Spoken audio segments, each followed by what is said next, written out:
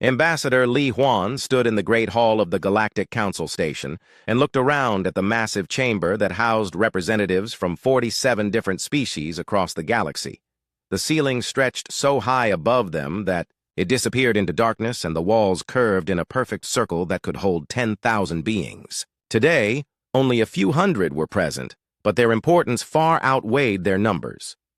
This was humanity's first major diplomatic gathering since they had developed faster-than-light travel just 30 years ago, and Li Huan felt the weight of his entire species resting on his shoulders. Beside him stood Colonel Park Jinu, a tall man with sharp eyes who served as the military attaché for the human delegation. On his other side, Dr. Kim Nari adjusted her tablet and reviewed her notes about the various alien species they would encounter today. She had spent the last 5 years studying xenobiology and had become humanity's leading expert on alien life forms. Her research would prove more valuable than anyone could imagine. The Vorthak delegation entered the chamber with the kind of arrogance that comes from ruling over a dozen star systems. Supreme Commander Velthar walked at the front of his group, his 4 arms swinging in rhythm as his 6 legs carried him across the polished floor.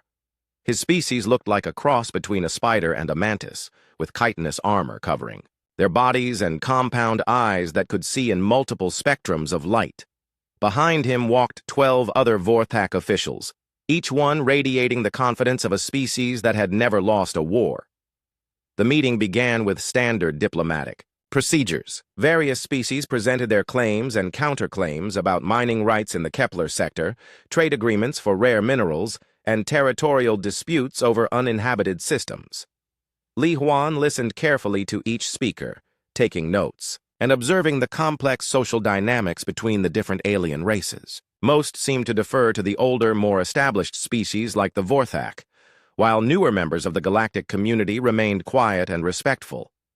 When humanity's turn came to speak, Li Huan rose from his seat and activated the translation device that would convert his words into the hundreds of languages represented in the chamber. He began with a simple request for mining rights in 3 systems that humans had already surveyed and found to contain valuable resources. The systems were uninhabited and far from any major trade routes, so the request seemed reasonable to most observers. Supreme Commander Velthar immediately stood up and clicked his mandibles together in what Dr. Kim Nari recognized as a sign of contempt. The Vorthak leader's voice carried clearly through the translation system as he addressed the chamber. The Council should not waste time listening to demands from such a primitive species, Velthar said, his words dripping with disdain. Humans have barely learned to travel between stars, yet they think they deserve the same rights as civilizations that have ruled the galaxy for millennia. Their small brains cannot comprehend the complexity of galactic politics or the responsibilities that come with controlling valuable resources. Murmurs of agreement came from several other delegations. The Zephyrians, who looked like tall, thin birds with metallic feathers, nodded their heads in approval. The Crystalline Collective, whose representatives appeared to be living gemstones, chimed their agreement in harmonious tones. Even some of the newer species seemed to support the Vorthak position, perhaps hoping to gain favor with the powerful empire. Li Huan remained standing, his expression calm and neutral. Colonel Park Jinu's hand moved slightly closer to his sidearm, but the ambassador gestured for him to remain still. Dr. Kim Nari continued taking notes, but her observations had shifted from studying alien behavior to analyzing potential military threats. Velthar was not finished with his insults. Perhaps humans should return to their little blue planet and practice building simple tools before they attempt to join civilizations that have mastered the art of interstellar governance. We have been watching your species since you developed your first atomic weapons, and we have seen nothing but violence, destruction, and chaos. You fight wars over trivial resources and destroy your own environment for temporary gains. You are not ready to participate in galactic affairs. The Supreme Commander paused and looked directly at Li Huan. In fact, the Vorthak Empire believes that human colonies represent a contamination of pure galactic space. We have identified 17 human settlements that occupy systems with strategic value. These colonies will be relocated to less desirable locations, or if the humans refuse to cooperate, they will be removed entirely. This is not a negotiation or a request. This is a statement of future policy. The chamber fell silent. Several alien delegates exchanged glances, some appearing uncomfortable with the harsh ultimatum. Others seemed pleased that someone had finally put the upstart humans in their place. A few species that had their own conflicts with the Vorthak watched carefully to see how the humans would respond to such a blatant threat. Li Huan looked around the chamber slowly, making eye contact with as many delegates as possible. When he spoke, his voice was quiet but clear, and every word was carefully chosen. The human delegation appreciates the Supreme Commander's candid assessment of our species and our colonies, he began, his tone remaining diplomatically neutral. We also appreciate his clear statement of Vorthak intentions regarding human settlements. In the interest of maintaining accurate records for future reference, I want to ensure that the Council's official transcript reflects the Supreme Commander's exact words regarding the removal of human colonies and the threat to relocate or eliminate human civilian populations. Velthar's mandibles clicked with satisfaction. Yes, let the record show that the Vorthak Empire will not tolerate human expansion into strategically valuable systems. Your species will accept our guidance in all matters of galactic significance or face the consequences of defying a superior civilization. Li Huan nodded slowly. Thank you for that clarification, Supreme Commander. In response to your statement, and in accordance with the traditional protocols of human diplomacy, I hereby inform this council that humanity formally acknowledges the Vorthak Empire's declaration of hostile intent toward human civilian populations. We recognize your stated intention to forcibly relocate or eliminate human colonies as an act of aggression against non-combatant populations. The ambassador paused and looked directly at Velthar.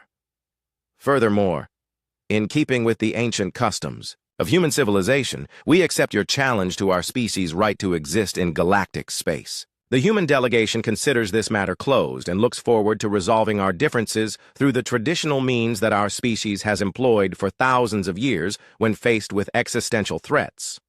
Most of the alien delegates heard these words as either a surrender or meaningless diplomatic double-talk. The Vorthak delegation seemed particularly pleased, interpreting Li Huan's formal language as proof that humans were too weak to resist their demands. Velthar's compound eyes glittered with satisfaction as he settled back into his seat, convinced that he had successfully intimidated the primitive humans into submission. Dr. Kim Nari continued taking notes, but she was no longer studying alien biology.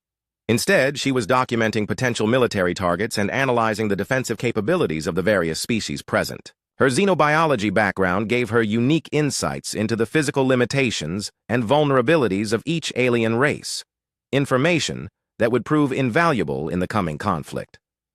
Colonel Park Jinu remained motionless, but his mind was already calculating logistics and strategic considerations. He had served in the human military for 20 years and had studied every major conflict in human history. He recognized the formal language that Ambassador Li Huan had used, and he understood its true meaning even if the aliens did not. The rest of the diplomatic session proceeded normally, with various minor disputes being resolved through negotiation and compromise. The Vorthak delegation participated with obvious satisfaction, believing they had established their dominance over the newest members of the galactic community. Other species treated the human representatives with a mixture of pity and condescension, assuming that humanity would soon become a client state of the Vorthak Empire. As the session concluded, Li Huan shook hands with several alien delegates and exchanged polite pleasantries about future cooperation and mutual understanding. To outside observers, he appeared to be a defeated diplomat, making the best of a bad situation. Only Colonel Park Jinu and Dr. Kim Nari understood the significance of what had just occurred. The human delegation returned to their quarters aboard the diplomatic station and immediately activated their secure communication equipment. Within minutes, they had established a direct link to Earth and were speaking with the highest levels of human government and military leadership. Li Huan's first words to his superiors were simple and direct. The Vorthak Empire has formally declared war on the human species and threatened genocide against our civilian populations. I have issued the appropriate response according to Protocol 7. All human colonies and military installations should be placed on maximum alert immediately. Admiral Cho Minsik, sat in the underground command center beneath the Swiss Alps and stared at the message that had just arrived from the Galactic Council station. The facility around him had been built 300 years ago during the Third World War, designed to coordinate global defense against extinction-level threats.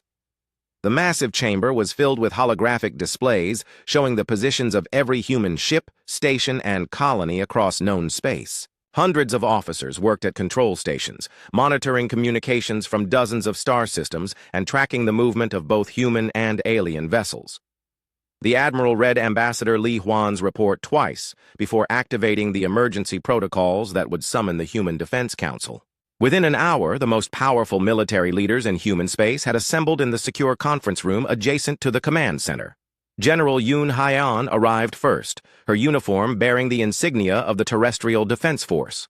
Fleet Commander Kang Do-hyun followed, having traveled from the orbital shipyards above Earth where humanity's most advanced warships were constructed. Intelligence Director Shin Yunji entered last, carrying classified files that contained humanity's most sensitive information about alien civilizations.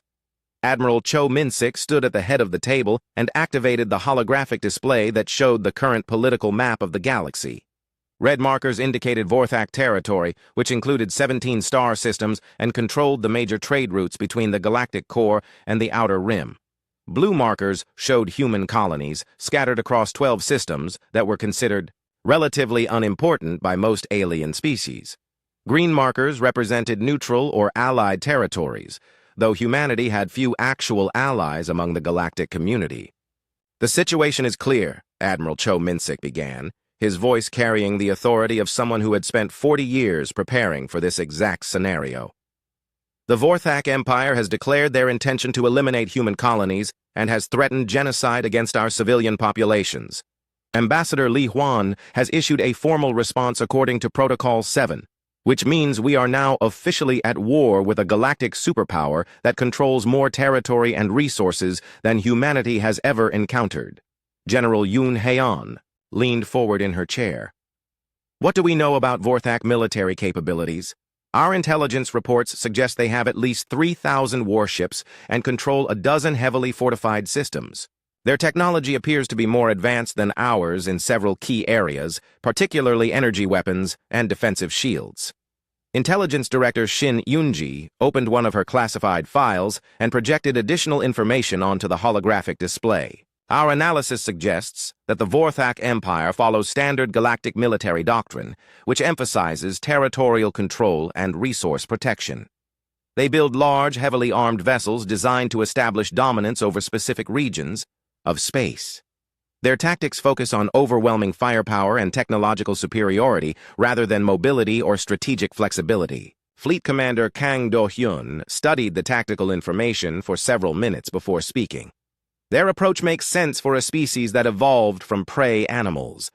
Dr. Kim Nari's xenobiology reports indicate that most galactic civilizations developed on worlds where cooperation and defensive strategies were necessary for survival. They think in terms of protecting territory and avoiding conflict whenever possible." Admiral Cho Min-sik nodded. "Which brings us to the crucial point that the aliens have completely missed. They have never studied human history or evolution. They assume we think like they do, but they are about to discover that humans developed under very different circumstances." The Admiral activated another section of the holographic display, showing Earth's history over the past 10,000 years. The timeline was marked with thousands of conflicts, ranging from tribal warfare to global nuclear exchanges. Each major war was analyzed in terms of technological development, strategic innovation, and population impact. "Every human civilization has been shaped by constant warfare," Admiral Cho Min-sik continued. "We evolved as persistence predators on a planet where everything was trying to kill us. We developed agriculture so we could support larger armies. We built cities so we could defend concentrated populations. We invented metallurgy so we could make better weapons. We mastered flight so we could attack enemies from above. We split the atom so we could destroy entire cities. We reached for the stars so we could escape the destruction we had caused on our own world." General Yun Haiyan pulled up additional historical data. The Third World War ended with the Treaty of Geneva in 2157. Which established global peace and created the Unified Earth Government, But the military infrastructure developed during that conflict was never dismantled. It was simply placed in standby mode and hidden from public view. Intelligence Director Shin Yunji smiled grimly.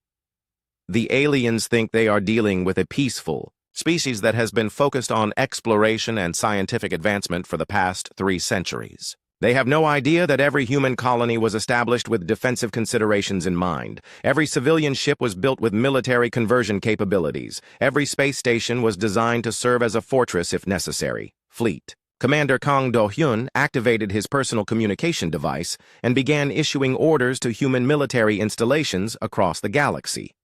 I am authorizing the activation of all dormant defense systems and the conversion of civilian infrastructure to military purposes. Our shipyards will begin producing warships instead of exploration vessels. Our mining operations will prioritize materials needed for weapons and ammunition. Our agricultural colonies will increase food production to support extended military campaigns. The transformation began immediately. On Mars, hidden missile batteries emerged from underground bunkers and began tracking alien ships in the solar system. In the asteroid belt, mining platforms revealed concealed weapon systems and began coordinating defensive positions. The orbital stations around Jupiter activated cloaking devices that had been installed decades ago but never used. Admiral Cho Min-sik opened a secure channel to Captain Bae Junho, who commanded the exploration vessel New Seoul near the edge of human space. The ship was officially conducting scientific surveys of uninhabited systems, but like all human vessels, it carried military equipment that could be activated within hours. Captain Bae, you are to implement conversion protocols immediately, the Admiral ordered. Your mission parameters have changed from exploration to reconnaissance and first contact operations. You are now operating in a war zone. Captain Bae Junho's response came back within minutes. Understood, Admiral. We are already detecting Vorthak patrol ships in adjacent systems. Should we maintain our current position or withdraw to safer territory? Maintain position and observe enemy movements, Admiral Cho Min-sik replied. But be prepared to defend yourself if necessary. The rules of engagement have changed significantly. Dr. Kim Nari had returned to Earth aboard the fastest transport available and was now presenting her findings to the Defense Council. Her xenobiology research had taken on new urgency as military leaders tried to understand their enemy's capabilities and weaknesses. The Vorthak evolved from pack hunters on a world with limited resources, Dr. Kim Nari explained, displaying anatomical diagrams of the alien species. Their society emphasizes collective decision-making and cautious expansion. They prefer to overwhelm opponents with superior numbers and technology rather than take risks or adapt quickly to changing circumstances. She activated additional displays showing other alien species. Most galactic civilizations developed similar characteristics. The Zephyrians evolved from flocking birds that avoided predators through coordination and early warning systems. The crystalline collective developed from colonial organisms that shared resources and information across vast networks. Even the more aggressive species like the Saurian Republic evolved from herbivores that used defensive strategies to protect their territories. General Yoon Hyeon studied the information carefully. So we are dealing with species that have no concept of true predatory behavior. They understand defense and overwhelming force, but they do not understand pursuit, harassment, or the kind of relentless pressure that human military doctrine emphasizes. Dr. Kim Nari nodded. Exactly. They think in terms of winning quick, decisive battles that establish clear dominance. The concept of a long, grinding campaign designed to exhaust enemy resources is completely foreign to their mindset. They also cannot comprehend the idea of fighting when victory is impossible, which is something humans do routinely when survival is at stake. Intelligence Director Shin Yunji received a priority message from her network of agents stationed throughout human space. Our intelligence assets are reporting unusual Vorthak fleet movements in multiple systems. They appear to be massing forces for what looks like a major offensive operation. Preliminary estimates suggest they are preparing to attack our outer Sor colonies within the next few weeks. Admiral Cho Min-sik stood and walked to the main holographic display. Then we will give them the war they have asked for. But it will not be the war they expect. He turned to address the other council members. War leader Krextal commanded the Vorthak extermination fleet as it approached the human colony world of New Busan, confident that this would be the easiest victory in his long military career. The fleet consisted of 47 heavy warships, each one armed with plasma cannons capable of destroying entire cities and protected by energy shields that could deflect most known weapons. Behind the warships came 12 troop transports, filled with Vorthak soldiers ready to occupy whatever remained of the human settlement after the orbital bombardment was complete. The war leader stood in the command center of his flagship and watched the tactical displays showing the approach to the human system. Intelligence reports indicated that New Busan was home to approximately 2 million human civilians engaged in agricultural production and mineral processing. The colony had been established only 15 years ago and was considered one of humanity's least important settlements. Krextal expected to encounter minimal resistance from whatever primitive defensive systems the humans might have installed. "Sensors are detecting multiple ships in orbit around the colony world," reported Subcommander Velnix from the sensor station. "Analysis suggests they are civilian vessels, likely cargo haulers and transport ships. No significant military presence detected." Krextal clicked his mandibles with satisfaction. Exactly as expected. These humans are so primitive they do not even maintain proper defensive fleets around their colonies. Begin the approach vector and prepare for standard bombardment protocols. We will demonstrate Vorthak power by destroying their orbital infrastructure before moving to the surface operations. What the Vorthak sensors had detected were indeed civilian ships, but the aliens had made a fundamental error in their analysis. The 12 vessels orbiting New Busan were cargo haulers and transport ships, but they had been constructed according to human design principles that emphasized survival and adaptability over comfort and efficiency. Each ship contained redundant systems, armored hulls, and modular construction that allowed for rapid reconfiguration when circumstances required it.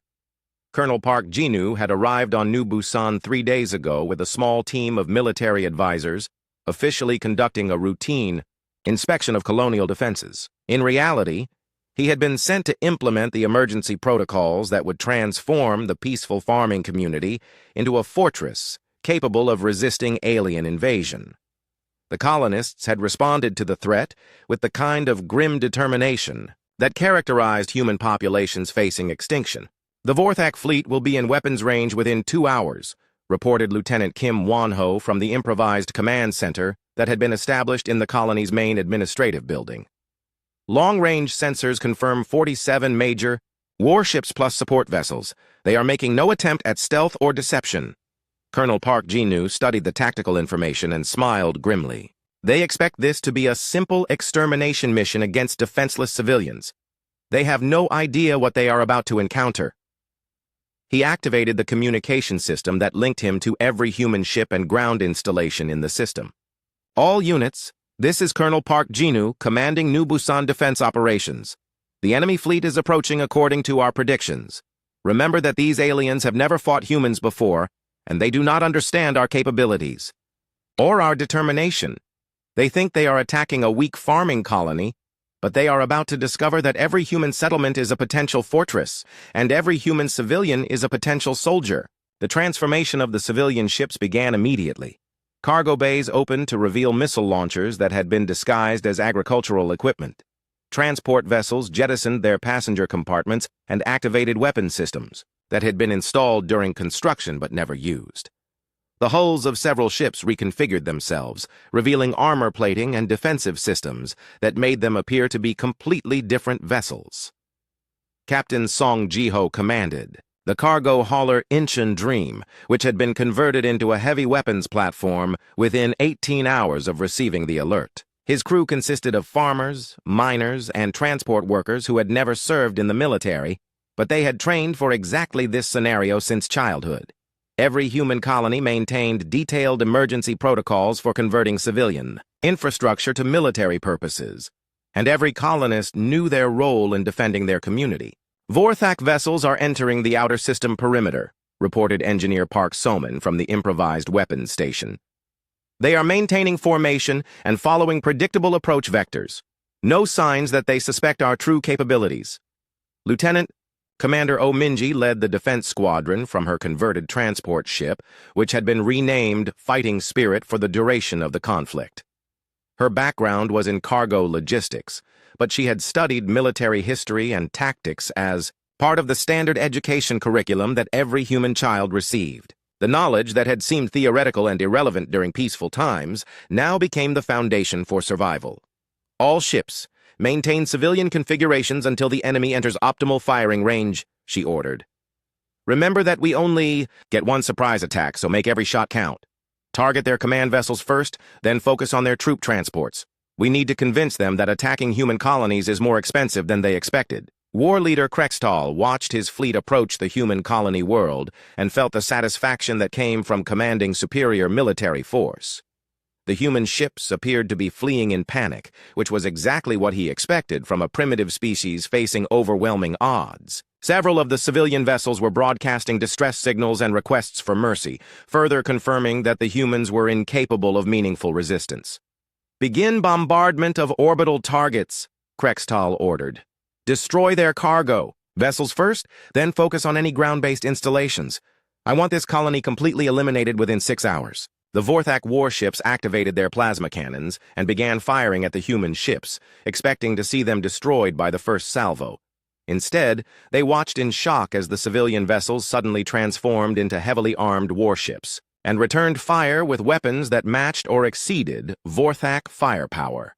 Energy beams and missile salvos erupted from ships that had appeared defenseless moments before. Captain Song Ji-ho's Incheon Dream fired its main battery at the Vorthak flagship, scoring direct hits on the alien vessel's command section.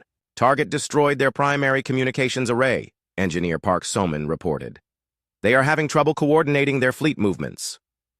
The Fighting Spirit launched a barrage of guided missiles at one of the Vorthak troop transports, punching through its shields and causing massive internal explosions. Lieutenant Commander Oh Minji watched the alien ship break apart and felt a mixture of satisfaction and horror at the destruction her crew had inflicted. "Human tactics are completely different from anything we have encountered," Sub-Commander Velnix reported to War Leader Krextal as the Vorthak fleet struggled to respond to the unexpected resistance. "They are using kamikaze attacks and targeting our most valuable vessels instead of fighting defensively. Several of their ships have deliberately sacrificed themselves to inflict maximum damage on our forces." What the aliens could not comprehend was that human military doctrine had been developed through thousands of years of warfare against superior enemies. Humans had learned to survive by being unpredictable, adaptable, and willing to accept casualties that other species would consider unacceptable. The concept of sacrificing individual ships or soldiers to achieve strategic objectives was fundamental to human thinking, but completely foreign to alien minds. Colonel Park Jinu coordinated the ground-based defenses as Vorthak dropships attempted to land on the colony world. Hidden missile batteries emerged from underground bunkers and began targeting the alien troop transports. Anti-aircraft weapons that had been disguised as mining equipment opened fire on Vorthak fighters. Even the agricultural buildings revealed defensive positions where colonists waited with weapons that could destroy alien soldiers. "The enemy is attempting to establish landing zones in sectors 7 and 12, reported Lieutenant Kim Won-ho. "Ground teams are engaging Vorthak infantry units with standard anti-armor weapons. Initial reports suggest that alien soldiers are vulnerable to human small arms fire." Dr. Kim Nari had provided detailed biological analysis of Vorthak physiology, information that proved invaluable when human forces encountered alien soldiers in direct combat. The aliens were physically larger and stronger than humans, but their chitinous armor was designed to protect against energy weapons rather than kinetic projectiles. Human bullets and explosive devices proved surprisingly effective against enemies that had expected to face primitive weapons. The battle for New Busan lasted 14 hours and resulted in the complete destruction of the Vorthak extermination fleet. War leader Krextal died when his flagship was rammed by a human transport ship whose crew chose suicide over surrender. The surviving Vorthak vessels attempted to withdraw from the system, but human ships pursued them relentlessly, destroying enemy warships that tried to escape and recover. Fleet Commander Kang Do-yun stood in the war room aboard the human battleship Soul's Pride and studied the holographic display showing Vorthak fleet movements across 17 different star systems. The alien empire had responded to their defeat at New Busan by mobilizing their entire military force, expecting to crush human resistance through overwhelming numbers and superior firepower. What they did not understand was that humans had no intention of fighting a traditional defensive war. Enemy forces are concentrating in the Vega and Altair systems, reported Captain Yoon Daeho from the intelligence station. Analysis suggests they are preparing for a massive coordinated assault on our core colonies. They have assembled over 800 warships and appear to be following standard galactic military doctrine for territorial conquest. Fleet Commander Kang Do-yun smiled grimly as he reviewed the tactical information. Exactly what we expected. They think like prey, animals, so they are trying to establish dominance over specific regions of space. They want to control territory and force us to defend fixed positions where their superior numbers will give them an advantage. The human commander activated the communication system that linked him to every human military unit operating in the galaxy. All fleet commanders, this is Fleet Commander Kang Do-hyun initiating Operation Persistence Hunt. We will not be defending our colonies in the traditional sense. Instead, we will be demonstrating why humans are classified as persistents, predators. The strategy that humans employed was completely foreign to alien military thinking. Instead of fortifying their colonies and waiting for enemy attacks, human fleets began stalking Vorthak forces across interstellar space. They used hit-and-run tactics that had been developed during Earth's ancient wars, adapted for three-dimensional combat in the vast emptiness between stars. The goal was not to win decisive battles, but to exhaust enemy resources and morale through constant pressure and harassment. Captain Song Ji-hoon commanded the stealth vessel Ghost of Andong, which had been designed specifically for deep space, reconnaissance, and sabotage operations. His ship was smaller and less heavily armed than Vorthak warships, but it possessed advanced cloaking technology and could operate independently for months without resupply. More importantly, Captain Song Ji-hoon and his crew understood the hunting instincts that had allowed human ancestors to pursue prey across entire continents.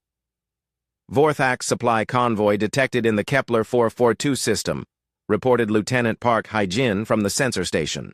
12 cargo vessels escorted by 6 military ships. They appear to be carrying ammunition and spare parts for the main battle fleet. Captain Song Ji-hoon studied the tactical display and calculated intercept vectors. We will shadow them until they reach the most isolated part of their route, then disable their escort vessels and destroy the cargo ships. The goal is not just to eliminate their supplies, but to force them to divert military units for convoy protection. The Ghost of Andong followed the Vorthak convoy for 3 days, staying just outside sensor range and observing enemy movement patterns. When the alien ships entered a region of space that was far from any major system, the human vessel attacked with precision and ruthlessness that shocked the enemy crews. The Vorthak escorts found themselves fighting an opponent that appeared and disappeared without warning, striking vital systems and then vanishing before they could respond effectively. Human vessel detected on long-range sensors, reported the Vorthak convoy commander to his superiors. They are using some form of advanced stealth technology that makes targeting extremely difficult. We have lost 4 cargo vessels and 2 escort ships, requesting immediate reinforcement. What the aliens could not understand was that humans were not trying to win a quick victory or establish territorial control. They were implementing the same strategy that human hunters had used for thousands of years when pursuing large and dangerous prey. The goal was to inflict constant small injuries while avoiding direct confrontation, gradually wearing down the enemy until they became vulnerable to a killing blow. The Galactic Council convened another emergency session as reports of human attacks reached civilizations throughout the galaxy. Speaker Quinn Dar reviewed intelligence from multiple sources, all of which painted a disturbing picture of human military capabilities and strategic thinking. The humans are not fighting like any civilization we have previously encountered, reported military analyst Zektar of the Crystalline Collective. They appear to be treating the entire galaxy as a hunting ground rather than defending specific territories. Their fleets are operating independently across vast distances, targeting supply lines and isolated enemy units. This approach makes no sense according to standard military doctrine. Ambassador Li Huan addressed the council via quantum communication from the human diplomatic vessel that was operating near the galactic core. His message was broadcast to every civilization that maintained diplomatic relations with the galactic community. The Vorthak Empire declared war on humanity and threatened genocide against our civilian populations, Li Huan stated calmly. We accepted their challenge and are now demonstrating why threatening the existence of a persistent predator species is a fatal mistake. We are not interested in controlling territory or establishing dominance over other civilizations. We are interested in ensuring that no alien species ever again considers humans to be easy prey. Dr. Kim Nari's research broadcasts continued to reach alien civilizations, providing information that many of them found deeply disturbing. She explained human evolutionary history in detail, focusing on the hunting strategies that had allowed early humans to kill animals that were larger, stronger, and more dangerous than themselves. Persistence hunting involves following prey over long distances until exhaustion makes them vulnerable, Dr. Kim Nari explained. Humans can maintain pursuit for days or weeks, gradually weakening their target through constant pressure. The prey may be faster or stronger, but humans have superior endurance and the ability to coordinate complex group tactics over extended periods. The implications of this information became clear as human fleets demonstrated these same tactics on an interstellar scale. Vorthak military commanders found themselves dealing with an enemy that could not be pinned down or forced into decisive battles. Human ships would appear without warning, inflict damage on isolated targets, and then disappear into deep space before reinforcements could arrive. Captain Bei Junho commanded a hunter-killer group consisting of 5 modified civilian vessels that had been converted for long-range combat operations. His ships carried minimal armor and defensive systems, but they were fast, maneuverable, and capable of operating independently for extended periods. Most importantly, they were crewed by humans who understood the psychology of hunting. Vorthak battle group detected in the Ross 128 system, reported Communications Officer Lee Soo-young. 8 heavy warships conducting patrol operations. They appear to be searching for our forces in the outer asteroid belt. Captain Bei Junho reviewed the tactical situation and smiled. They are trying to hunt us using their own military doctrine, which means they are thinking like prey animals trying to defend territory. We will demonstrate the difference between defensive patrol operations and true predatory behavior. The human ships split up and approached the Vorthak patrol from multiple directions, using the asteroid field for cover and concealment. Instead of engaging in direct combat, they began a campaign of harassment that lasted for several days. They would fire a few shots at the alien ships, then retreat deeper into the asteroid field. They would jam enemy communications, then disappear before the Vorthak could locate them. They would disable individual ships with precisely targeted attacks, then vanish before rescue operations could begin. The Vorthak patrol commander found himself trapped in a nightmare scenario that made no sense according to his military training. The human forces were not trying to destroy his battle group or capture territory. Instead, they seemed to be playing with their prey, inflicting psychological damage that was far worse than physical destruction. We cannot locate the human ships for more than a few minutes at a time, the Vorthak commander reported to his superiors. They attack our weakest vessels and then retreat before we can respond. Our crews are becoming exhausted and demoralized. We have lost 2 ships and suffered damage to 3 others, but we have not been able to inflict any casualties on the enemy. Intelligence Director Shin Yoonji coordinated the information warfare campaign that accompanied the military operations. Human agents throughout the galaxy began spreading detailed information about Earth's history, focusing on the wars and conflicts that had shaped human civilization. The goal was to ensure that every alien species understood exactly what kind of enemy they were facing. Most alien civilizations developed on worlds where cooperation and defensive strategies were necessary for survival, Intelligence Director Shin Yoonji explained to her staff. They think in terms of protecting resources and avoiding conflict whenever possible. The concept of actively seeking out and destroying enemies is completely foreign to their mindset. The psychological impact of human tactics began to affect alien morale throughout the galaxy. Supreme Commander Velthar stood in the command center of his personal dreadnought and stared at the tactical displays showing the complete collapse of the Vorthak Empire's military forces. Over half of his fleet had been destroyed or disabled by human attacks, and the remaining ships were scattered across dozens of star systems, unable to coordinate effective resistance against an enemy that seemed to be everywhere at once. The aliens had never encountered warfare like this, and their traditional military strategies were proving utterly ineffective against human persistence hunting tactics.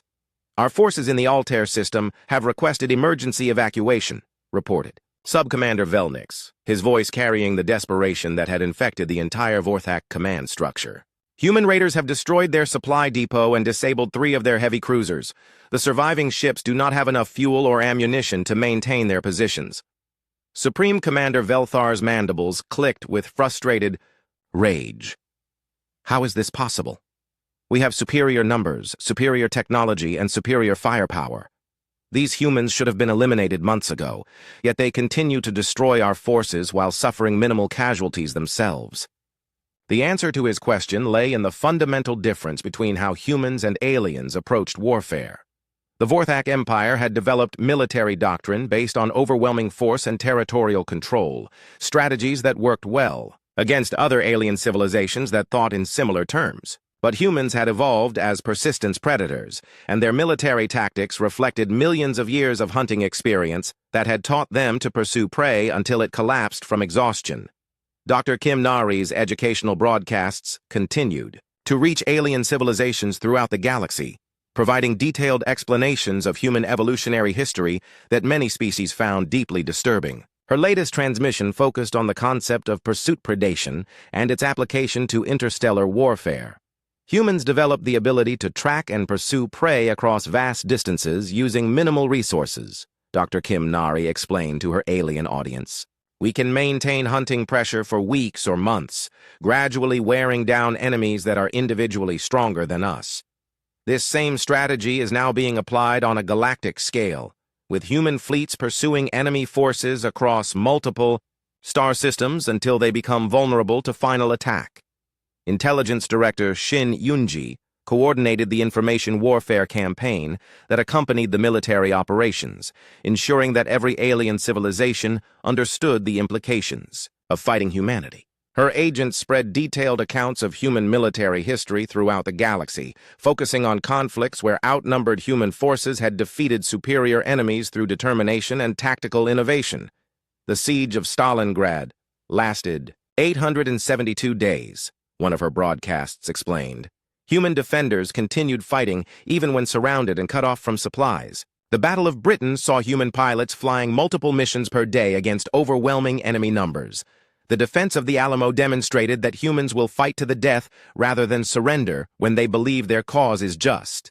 These historical examples had a profound psychological impact on alien military leaders who were accustomed to conflicts that ended quickly once one side established clear superiority. The concept of continuing to fight when victory seemed impossible was completely foreign to species that had evolved cautious defensive strategies for survival. Supreme Commander Velthar made the decision that would ultimately determine the outcome of the war. Faced with the systematic destruction of his empire's military forces, he chose to launch a desperate final attack on humanity's home system. The plan was to bypass human fleet concentrations and strike directly at Earth, hoping to force humanity to accept terms by threatening their most important population center. Assemble every available ship for immediate departure to the Sol system, Velthar ordered his remaining commanders. We will demonstrate Vorthak power by destroying the human homeworld. Once their capital is eliminated, the surviving human colonies will have no choice but to surrender. The Vorthak commander had made a fatal error in judgment. He assumed that humans would react to threats against Earth the same way that alien species responded to attacks on their homeworlds. Most galactic civilizations would indeed surrender rather than risk the destruction of their primary population centers. But humans had a very different relationship with their home planet, and Earth itself held secrets that no alien species had ever suspected.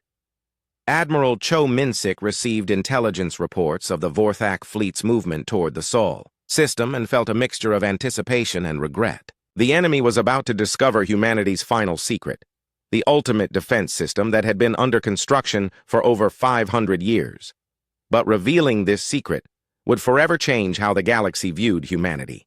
And there would be no going back to the relatively peaceful coexistence that had characterized human-alien relations for the past 3 decades. Enemy fleet composition indicates Supreme Commander Velthar is personally leading this attack, reported Captain Yoon Daiho from the intelligence station. His dreadnought is accompanied by over 300 surviving Vorthak warships. They are using a direct route that will bring them to Earth within 72 hours. Admiral Cho Min-sik activated the communication system that linked him to defense installations throughout the Sol system. All units, this is Admiral Cho Min-sik implementing final protocol authorization. The enemy has chosen to attack Earth directly, which means they will now learn why humanity refers to the Sol system as the fortress at the center of the galaxy. The transformation began immediately. Throughout the asteroid belt, mining platforms revealed their true nature as heavily armed battle stations. On Mars, the polar ice caps split open to expose massive railgun emplacements that had been hidden beneath the surface. The moons of Jupiter activated cloaking systems and emerged as fully operational military bases. Even the space debris that cluttered Earth's orbital regions suddenly revealed itself to be a carefully constructed defense network. Captain Song Ji-hoon's stealth vessel, Ghost of Andong, had been shadowing the Vorthak fleet during its approach to the Sol system, transmitting detailed intelligence about enemy movements and capabilities. His final report provided the information that Admiral Cho Min-sik needed to coordinate the most devastating military ambush in galactic history. Enemy fleet is maintaining tight formation and following predictable approach vectors, Captain Song Ji-hoon reported. They show no signs of suspecting the true nature of Sol system defenses. Recommend allowing them to penetrate the outer perimeter before revealing our capabilities.